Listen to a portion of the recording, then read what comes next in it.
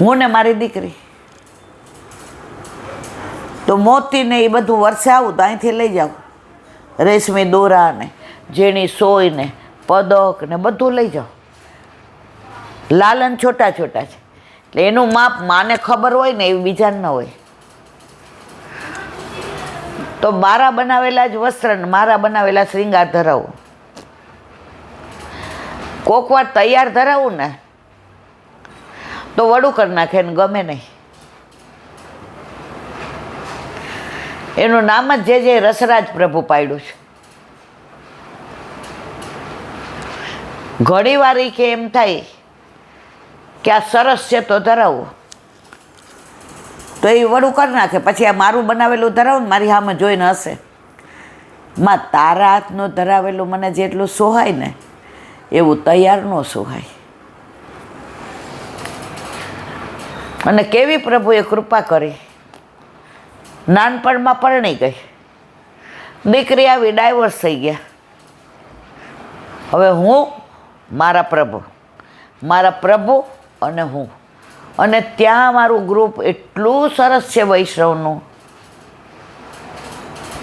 કે અમે બધા સત્સંગ સાથે કરીએ, ક્યાંય મનોરથ હોય તો સાથે મળીએ. ભલે હું ભારતથી દૂર રહું છું પણ ભગવાનથી દૂર નથી. એનું કારણ ઠાકોરજીએ મને પોતાની કરી લીધી છે. એટલે ખાસ કાલે આવી, હવે મહિના માટે આવી છું, પછી મારે શ્રીનાથજી જાઉં છું, વ્રજમાં જાઉં છું, જેને દંડવત કરવા જાઉં છું. મને ખબર પછી મને ટાઈમ નહીં મળે ખરીદી કરવાની, એટલે મમ્મીને કીધું આજે જ મળી આવીએ. અને મારી દીકરી કે હું પણ એમ કે મળવા આવીશ. તો કે તને ક્યાં ગુજરાતી આવડે છે? આઈ understand Gujarati, I can speak Gujarati.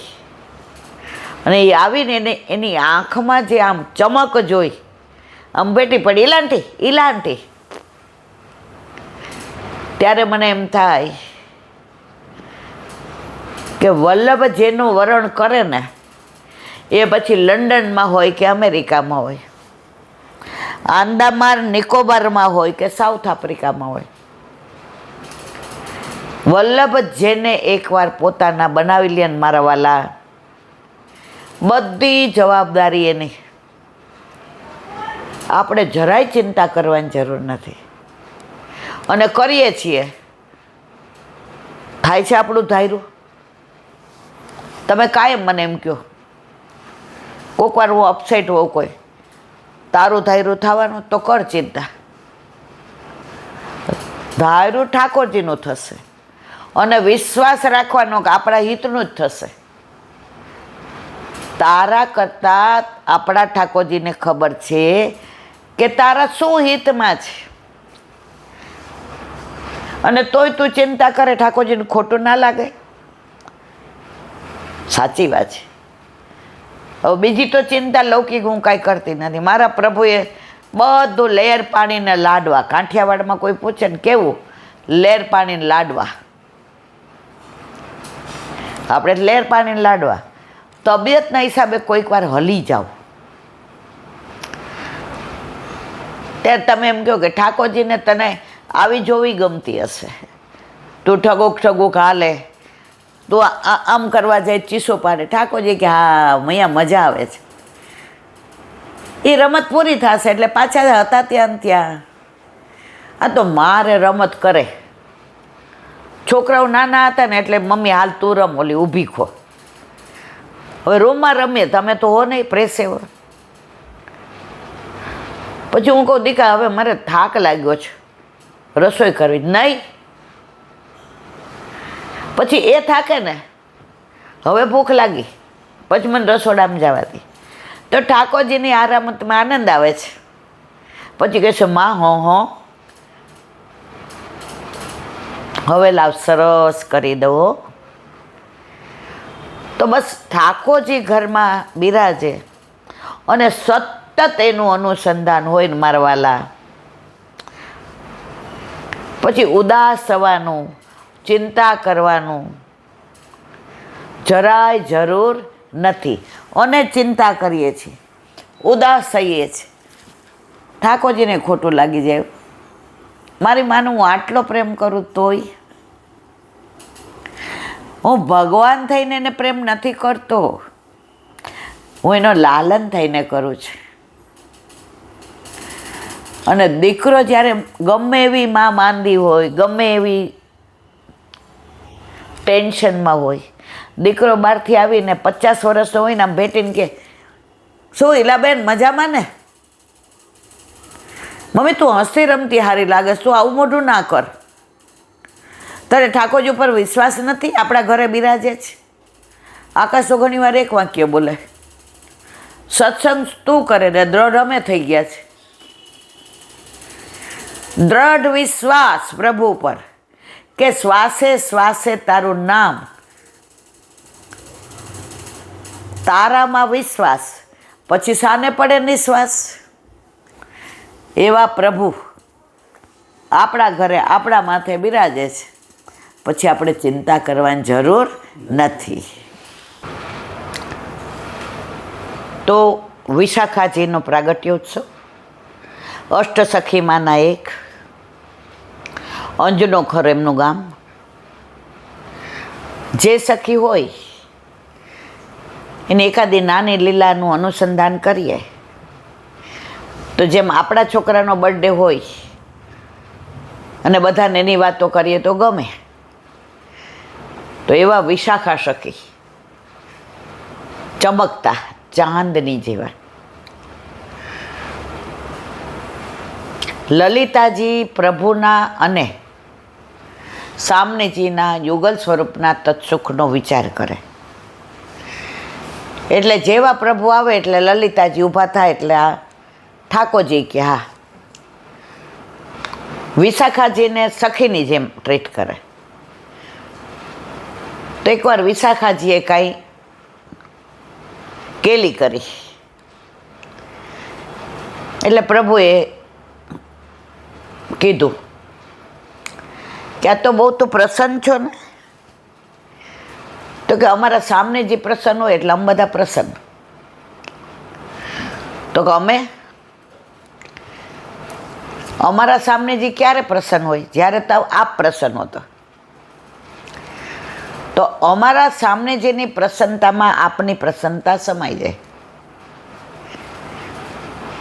તો કે તારા સામને જેનું બધું જ અમને ગમે, પણ આ રોજ માન કરે ને હઠ કરે ને એ નથી ગમતું.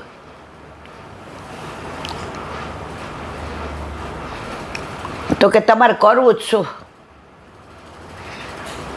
એ કે જો તું સાચી સખી હો તો તું સામનેજી પાસે વચન લઈ લે કે કદી માન ન કરે. વિશાખાજી કે વચન આપ્યું તમને, એ કે વિચાર કર હજી 1000 વાર.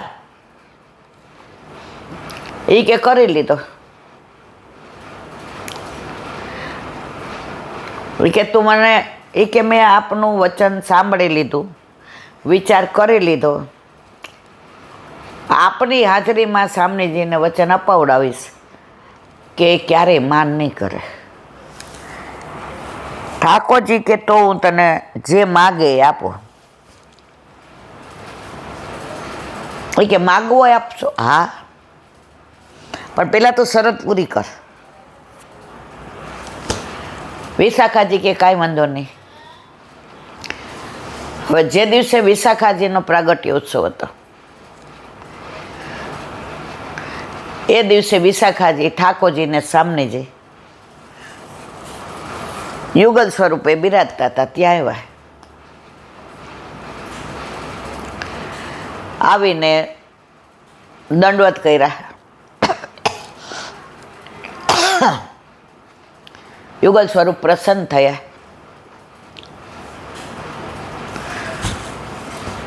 વિશાખા જ અતિ પ્રસન્ન છો? તો કે પ્રભુને આપ પ્રસન્ન છો એટલે હું પ્રસન્ન છું. એ તારી પ્રસન્નતા જોઈને માગ કાંઈક. તું જેટલા પ્રભુને આનંદમાં રાખે છે એટલી જ મને રાખે છે. ક્યારે શું બોલવું, ક્યારે કેવી રીતે કુંજ સવારવી, ક્યારે કયો મનોરથ કરવો, માગ. એ કે મને પ્રોમિસ કરો કે હું માગું એ આપશો. એ કે વિશ્વાસ નથી, એ કે વિશ્વાસ છે, પણ આ બધાની હાજરીમાં પ્રોમિસ આપો. એટલે બધી સખીઓ કે આપણને રોજ સામને જે સુંદર તૈયાર થાય અને આપણે કહીએ આજ તો પ્યારી જો यूं बढ़िया लगे, यूं लगे, એટલે આપણને રાધાજી પૂછે કે આજ તો આવું કયો છો માગો, એટલે આપણે એમ કહીએ આપ સુખી રહ્યો, આપ પ્રસન્ન રહ્યો, આપ કદી ઉદાસ ન રહ્યો. તો તારે શું માગવું છે? એ કે મારા જુદું માગવું છે. લલિતાજીએ સામું જોયું, વિશાખાજી. એ કે નહીં, સામનેજી કે यूं મત કરો લલી, વાકો માંગન દો. આ બધાને ચિંતા થઈ કે ના માગવાનું માગશે તો.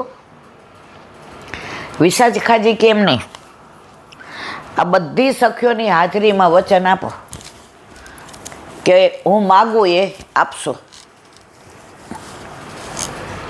સામનેજી કે મારા બસમાં હશે તો આપીશ. કે આખી દુનિયા આપના બસમાં છે, કારણ ઠાકોરજી આપના બસમાં. હવે દુનિયાથી પડતો હું કાંઈ માગવાની નથી ને. રાધાજી કે માગ.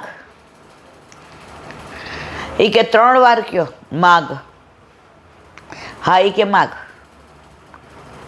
આપશો ને હું માગું એ. હવે આપીશ એમને હસીને. રાધાજી ખડખડાટ હસી પડ્યા. ઠાકોરજી બાજુમાં બેઠા બેઠા મંદ મંદ મુસ્કાઈ. વિશાખાજી કે જો આપ મારા ઉપર પ્રસન્ન હો અને મને માગવાનું કીધું હોય અને આપે આપવું હોય તો આ ઠાકોરજી મને આપી દો. બધી એ વિશાખા, એ વિશાખા, એ વિશાખા. હવે સામનેજીએ તો વચન આપ્યું તો ઓફર. 3 વાર માગ્યું ને 3 વાર કે હા. સામનેજી ઉતરી ગયા જ્યાં બિરાજ્યા હતા પ્રભુની બાજુમાં. ઠાકોરજી તો કાંઈ બોલે જ નહીં, હશે ખાલી મંદ મંદ. એ સામનેજી સામું જોઈને ન હશે, વિશાખાજી સામું જોઈને. સામનેજી તો પાછા ગુસ્સો કરે. નીચે ઉતરીને હાથ પકડીને વિશાખાજીને ઠાકોરજીની બાજુમાં. એ કે મેં તને કીધું તું કે તું માગ એ આપીશ, આપ્યો ને.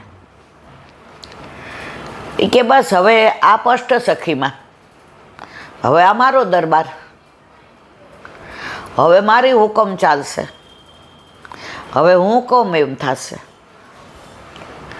બધાય કે વિશાખા પ્યારી જો કે વચન એટલે વચન, આમાં કાંઈ ના ચાલે. એ કે પ્યારી જો હવે રાજ કોનું? તારું. હવે ઠાકોરજી કોના બસમાં? તારા. તમે બધા કોના બસમાં? તારા. તો તમે મને જે વસ્તુ આપી પ્રભુ, તો તમારા વચન ઉપર એટલી હું પ્રસન્ન થઈ કે પ્રભુ મારા છે. હું તમને પધરાવી દઉં, પણ એક શરતે, મારા પ્રભુને શ્રમ ન પડવો જોઈએ, મારા પ્રભુ ઉદાસ ન થવા જોઈએ. સીધું ન માગ્યું કે માન ન કરતા, આ વિચક્ષણતા. નીચે ઉતરી ગયા. સામનેજીને પાછા બિરાજ્યા, હાથ દઈને કે આપો વચન. ઠાકોરજી આમ તિરછી નજરે કે વાહ વાહ, ક્યા બાત હે, ક્યા બાત હે. સામનેજીનો શ્રીયસ ઠાકોરજીના હસ્તમાં પધરાવ્યો. કીધું પ્યારુજીએ વચન આપ્યું છે, આપને શ્રમ પડે એવી કોઈ લીલા નહીં કરે. પ્રભુ કે માની ગયા વિશાખા.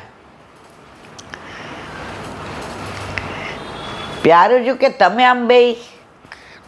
એ કે ના ના, વિશાખાજીને મેં એમ કીધું કે રાધાજી સાવ ભોળા છે, એટલે તું વચન ન માગતી, અને તોય માગ્યું એટલે હું હંસો. ઈ કે રાધાજી માની ગયા. પ્રભુ કુંજમાંથી બહાર પધાર્યા. વિશાખા માની ગયા. સીધી રીતે તે ન કીધું, આડી રીતે